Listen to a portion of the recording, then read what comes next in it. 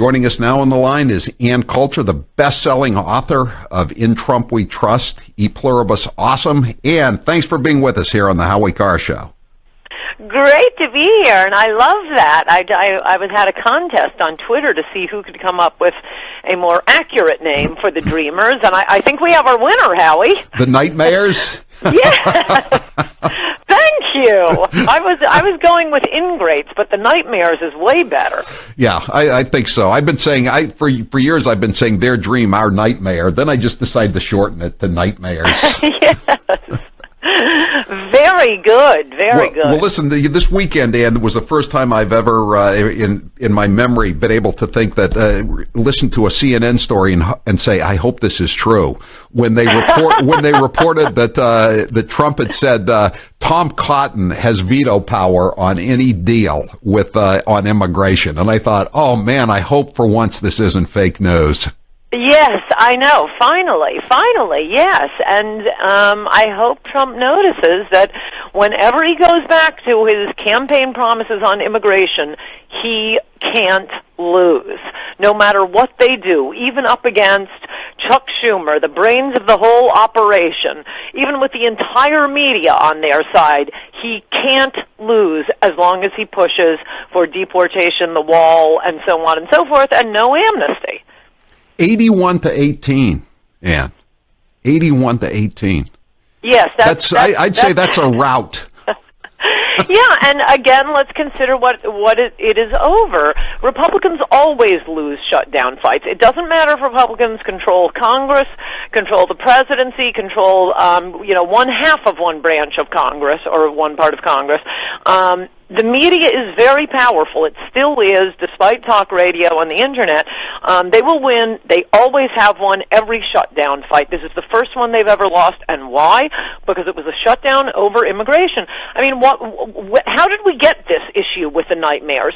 Neither a Republican nor a Democratic Congress would pass an amnesty for the so-called Dreamers. They didn't have the votes.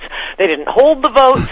That's why after President Obama's re-election in 2012. He couldn't do it before the election. That was actually a big issue, with Republicans saying, danger, danger, he's going to do an executive amnesty, which he himself has said is unconstitutional, and was unconstitutional. Democrats who were up for election that year were all saying, oh, well, of course I would oppose that. He can't do that. That would be unconstitutional. I would be against that. He won't do that. And as soon as the election was over, that's exactly what Obama did. Court struck it down. It was unconstitutional, and now suddenly it's an emergency when Republicans control the House, the Senate, and the presidency. No, if this were popular, they would have pushed it. Right. Now, I'm looking at a text from 240. I mean, this is the Democrat talking point. Why do our elected officials deny us a DACA fix when over 80% of us support it? Talk about a fake news poll, Ann. Yes. They're running with 83% of Americans want a DACA fix. No, yes. No, they don't. No, they absolutely do not. And you could tell. I write about this in Adios America. Basically all polls on immigration are lies, but definitely on the Dreamers, and we keep hearing that's their only answer when you ask liberals or Democrats on TV. I've watched them. Many of them respond to this. Why are you putting the needs of foreigners who have broken our laws above the needs of Americans? What's their answer? According to a Fox News poll, 83% of Americans support Dreamers. And, this has the effect of making people think, wow, maybe I'm crazy. I must be some total outlier because I care more about my fellow Americans than foreigners who broke our... Well, that's because they're all phony polls. And the proof of that is when they were talking about the shutdown this weekend... Oh, there was no mention of the Dreamers in the shutdown. No. It was just, well, Trump controls the presidency. He said he was a good negotiator. I guess we have to blame him.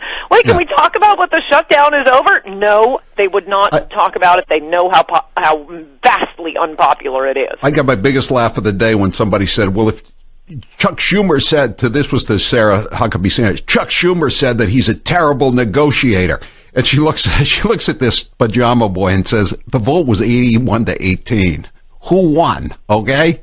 I mean, this is just ridiculous. No, and even before that, this silliness over the weekend, Yeah, you can have the greatest negotiator in the world. If the other side is taking a ridiculously unreasonable position, they teach this at Harvard Business School. What do you do with an irrational negotiating partner? There is no strategy. There is nothing you can do. I'm glad I'm glad it came out this way, but they were being utterly irrational. They know they can't win in a vote. They cannot get people who have to stand for election to vote for amnesty. They can't do it, and so they have to do it through these other sneaky ways. And incidentally, what was this fantastic deal that Trump's principal negotiator in the Senate came back with, Lindsey Graham? Don't forget Jeff Snowflake. No, all the ones who aren't running for re-election. I noticed that in the New York Times article. They were talking about, who was coming together to try to bang out a deal and end the shutdown and didn't want to fight over the Dreamers. On the Democrat side, it's all Democrats up for election this year.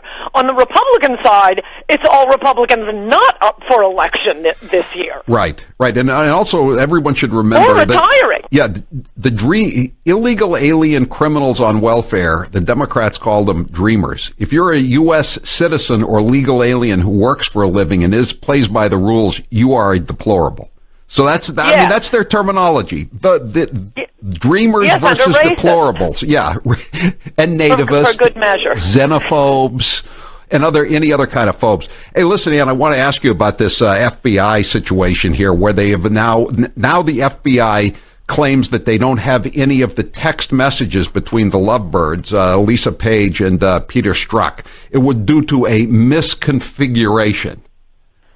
No, I think a lot of people should be going to jail over this. I mean, it's certainly, talk about obstruction of justice. They think the President of the United States taking actions that are within his job description, i.e. firing people who work for him, or, lying to the press. They think that's obstruction of justice. No, actually, we kind of like it when the President lies to the press. But this is now we're getting pretty close to obstruction of justice. I mean, ask your lawyer listeners to call in on this. That's what was so serious during the Clinton administration, was when he was obstructing, and a completely legitimate and it turns out meritorious civil rights lawsuit against him by Paula Jones. Brought by Paula Jones. Right. If you can just lie and suborn perjury, lie under oath, hide evidence, well, there's no point to having a court system. There's no point to writing these laws to begin with. And if these people, I mean, you can't just say the dog ate the evidence that you've just requested. Yeah. How about if you could just make up evidence to get a warrant? I mean, I'm telling you, anyone who has ever worked in a law firm knows that this is very, very serious. And the fact that the political class is pretending because, they like the people, they're on the side of the people who destroyed the emails, that this is not a massive, major, serious crime. And no, you cannot destroy. There's no proof yet, but gosh, it certainly looks suspicious that these texts were intentionally destroyed. Isn't it odd too, Anne, that they didn't discover the texts were missing until late Friday afternoon?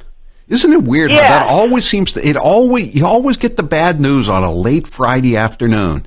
And 5 months. No, it really does look very bad, and Congress really has got to exercise some authority here, and Jeff Sessions.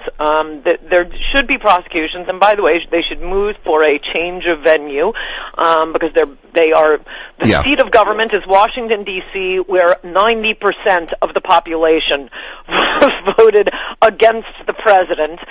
Their entire political opinion is, I hate Trump. So they ought to move for a change of venue. Do it out in rural Virginia. Yeah, it's just, and the fact is too that this dossier becomes more and more ridiculous as time goes on too. I mean, there's no evidence here. It was a totally concocted document. It's like a Mike Barnacle column in the Boston Globe. Yeah.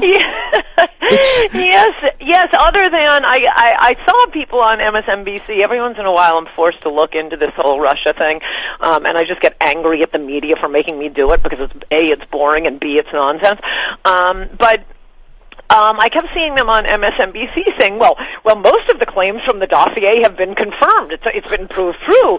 It's been confirmed. And, you look into it, the things that have been confirmed are things like Putin is the leader of Russia. Right. Moscow is a city in Russia. That's right. The stuff that's been confirmed. Right. Yeah. Carter Page, who Trump couldn't pick out of a lineup, went to Moscow. I mean, right. Who hasn't gone to Moscow? If they have business in Russia, right? That's what you do.